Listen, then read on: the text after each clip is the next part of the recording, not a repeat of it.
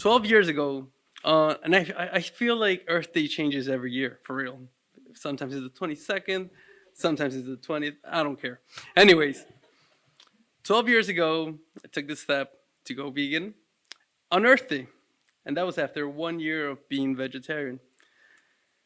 So I kind of remember how that went, but no cops here. I ended up watching this documentary and I said, you know what, this is time. Let me introduce myself into a vegan diet, a vegan lifestyle. And according to my veggie calculator, that amounts to about 4,300 animals.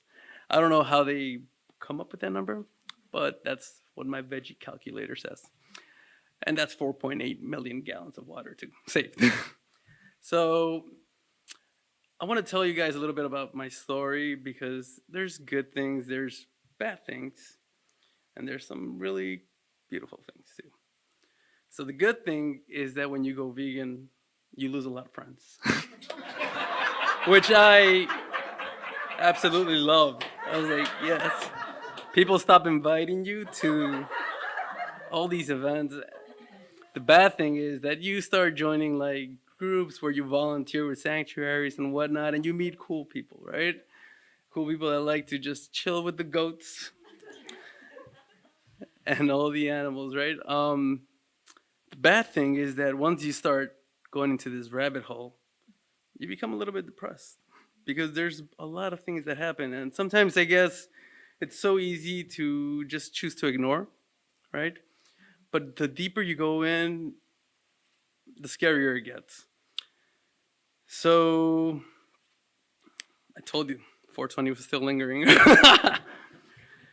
So one of the constant, I guess, things that I would always argue with myself is what type of activism I wanted to kind of like pursue, and I didn't know. I didn't really know. My second year into this, I was at Thanksgiving and things didn't end up well. That's probably why they didn't invite me to Thanksgiving ever again. But, you know, the chicken legs were flying and whatnot, or turkey legs or whatever. And my brother and I ended up tussling in the floor, having an argument. And he left the house, and I said, no, hold up, I still have something for you. I grabbed the trash can with a big pile of a garbage bag, and I threw it over a fence, landed on his car. And the thing with my brother is that whenever we stopped talking, we would not talk for a couple of months. And then on the second month, he texted me. He said, hey, do you have any vegan recipes? And I'm like, yeah, come over. And now he's vegan. I don't know how many years, like 10 years or whatever, right? But I knew that I couldn't be doing that because I would probably end up in jail at some point if I kept doing that thing, right? So then I turned to a more positive outlook, and I started giving out free tamales, vegan tamales, on 420 to a bunch of people. Which I just found out today that you need a permit if you're giving out free food.